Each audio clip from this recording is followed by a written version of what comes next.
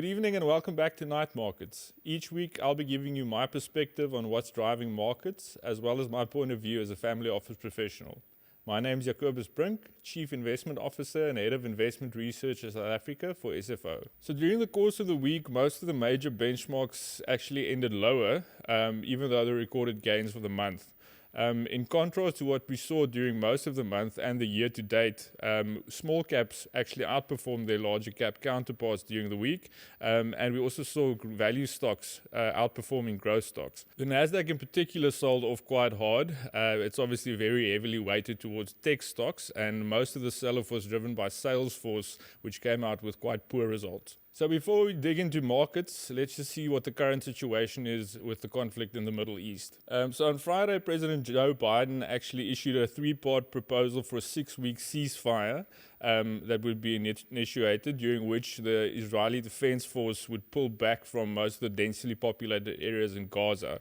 There was quite some pushback from some of the more right-wing extreme politicians in Israel, and Prime Minister Netanyahu has, however, continued to emphasize that any lasting truce would only be possible if Hamas's forces and military capabilities are entirely eliminated in the region. The market seemed to have ignored most of the news out of the Middle East, as there are other factors currently driving rhetoric. Moving across to the Americas, the main news out this week, even though the week was a little bit quiet from an economic point of view, main news out was the personal consumption expenditure report, which we saw on Friday. This, as mentioned previously, is the Fed's main measure of inflation that they like to focus on.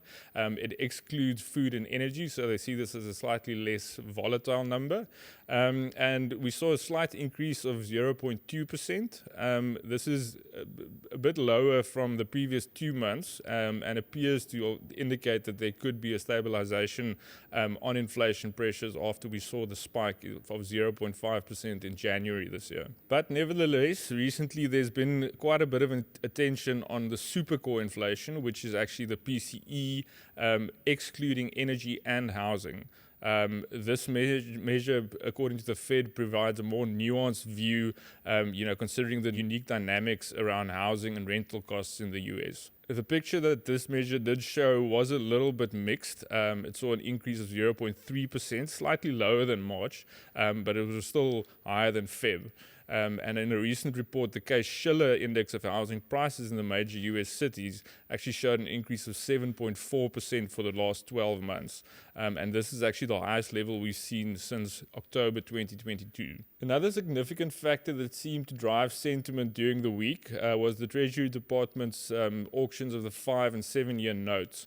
These auctions saw quite some subdued demand, and this actually raised concerns that it may lead to an increase in yields in order to fund the US deficit, and this at a time when the Fed seems reluctant to cut rates. And then just looking at the market performances, as I mentioned, in another week of divergent outcomes, the S&P was the only winner, ending in the black by 0.27%, while the Nasdaq and the Dow Jones both ended in the red. Overall, fixed income investors seem to focus most of their attention on the signs of stabilization in inflation, and this actually drove the benchmark 10-year yield lower on the week. And then moving across to the Eurozone, the Eurozone actually saw a slight uptick in inflation numbers during the week. Consumer prices rose by 2.6% in May, marking the first increase that we've actually seen in 5 months. The market was expecting 2.5%, so it did not take it too lightly. And the rate of inflation for services increased from 3.7% in April to 4.1%, which is quite a substantial uptick. So on the back of these recent inflation prints during the week, most of the ECB members did indicate that there was still a very high likelihood that they were going to cut rates on the 6th of June. However, they did start to indicate that the possibility exists that we could actually see a slower reduction of rates during the rest of the year. The UK calendar was fairly limited this week. However, we did see net mortgage approvals for house purchases in the UK slightly decreased to 61,000, and this was actually short of what the market expected. And then just looking at the broader European market performances, the Pan-European Stocks Europe 600 index ended the week 0.46% lower, mostly on the back of the hotter than expected inflation numbers we saw during the week. Then moving across to the Far East, Japan's stocks markets generated fairly mixed returns during the week. The Nikkei was slightly lower, minus 0.46%, and the broader topics index gained about 1.1%. Investors' attention remained fixed on the potential as well as the expected timing of the additional monetary policy normalization by the Bank of Japan. And once again this week we saw the yield on the 10-year Japanese government bond increase from 1% at the end of the previous week to 1.07%. This is mostly due to the ongoing uncertainty surrounding the potential timing of the Bank of Japan's next interest rate move. And further to this, we actually saw the Tokyo Area Core Consumer Price Index, which tends to act as a leading indicator for the nationwide trends, also pick up pace in May. It actually reached a level of 1.9% year on year. And even though this was in line with expectations and follows a previous increase of 1.6%, it's clearly not good news for the Bank of Japan. So I suppose the only real positive we can take out of this is that the inflation still stayed below 2%, which is the Bank of Japan's goal. However, we saw quite a big surge in electricity prices. Chinese equities were little changed during the week. This was after we saw an unexpectedly weak manufacturing reading, highlighting that there was still a lot of growth headwinds for the economy.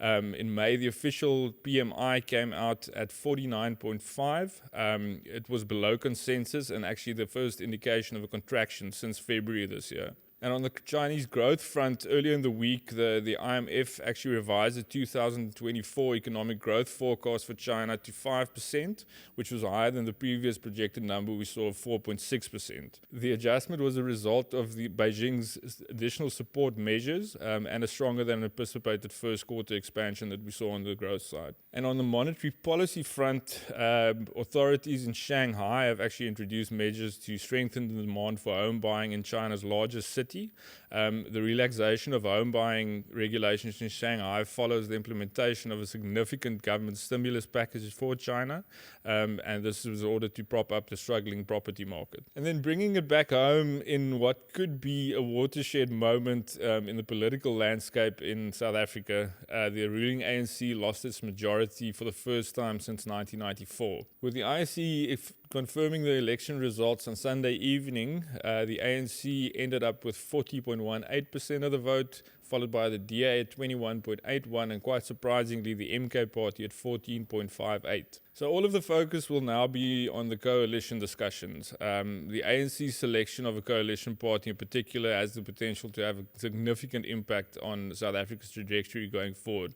Not only, I think, from a regional point of view, but also from a geopolitical point of view. Markets could still, however, be a little bit volatile this week, as you know, there is still a little bit of uncertainty around the ANC's potential alignment with political parties. Should they go with a coalition with someone like the Democratic Alliance, which is more Western focused, or left-wing allies like the Economic Freedom Fighters or the MK party. And I suppose in what could be an early indication of to which side the ANC might be leaning going into the coalition discussions, ANC Secretary General Fikile Mbalula indicated on Sunday that the results clearly highlighted people's concerns regarding governance and delivery issues.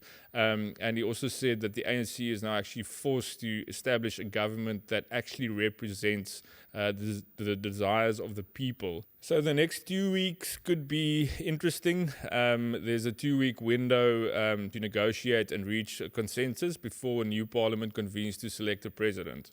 It's highly probable that the president will be chosen from the ANC, and early indications have been that the ANC would still like to put Cyril Ramaphosa forward as president. And because of all the excitement around the election results, one thing that went a little bit under the radar this week was on the monetary policy front. The South African Reserve Bank kept interest rates unchanged as widely expected. The SARB governor indicated that the bank sees inflation stabilizing towards the back end of 2025 at around 4.5%. This is squarely in line with the midpoint of their 3 to 6% target. And some previous forecasts had it slightly higher, so this was seen as a good thing in general. And then just looking at the local markets, the All Share ended a very volatile week, lower by more than 3%, mostly reflecting the uncertainty around the elections. But there were also some global themes of risk off that drove the local bourse lower. All of the sectors ended in the red. Financials was the worst performer, shedding more than 4%. This is mostly because of some of the uncertainty around in capital markets around the election results. The rand also traded extremely volatile this week. It started the week off at around 1840, sold off all the way to 1890 at one stage, but it's pulled back slightly to end the week at 1874. We expect the rand to remain fairly volatile during the next week or two as the coalition discussions are ongoing. Any indication that they might be sort of leading towards an ANC-DA type of coalition would probably be good for the rand. But should they be looking at an ENF or possibly an MK coalition, which is obviously much more left-leaning, that could possibly trigger the rand to sell off more. So just looking at the week ahead, even though we still expect some volatility on the local front while the coalition discussions are ongoing, there's also going to be quite a few market-moving numbers out of the global environment. Firstly, the ECB policy meeting on Thursday. The market is currently pricing in a quarter-point cut by the ECB, so I think the main focus will definitely be on the press conference with Chairman Christine Lagarde post the decision. The US will see a number of employment figures being released during the week. We'll see the initial jobless claims number on Thursday, as well as the official US jobs report on Friday. I think if there's any indication of a potential weakness in the US job markets, this could lead the market to completely reevaluate the interest rate cut cycle for the US. And locally, other than the continued coalition discussions, the focus for the market this week will be on the first quarter GDP numbers being released on Tuesday. And then, as always, we'd like to end off with an interesting investment conversation we've had during the week. This week was obviously all about the elections, and depending on how the next 1 or 2 weeks play out, we think there could be a lot of value unlocked for the South African market. It has been, trading very cheaply of late. There was obviously a lot of bad news priced in with regards to the outcomes of the election, and the next 1 or 2 weeks could make it a very interesting one to look at. So thank you once again for joining me for this week's episode of Night Markets. Financial markets close at 5 p.m. Night Markets opens at 6 p.m.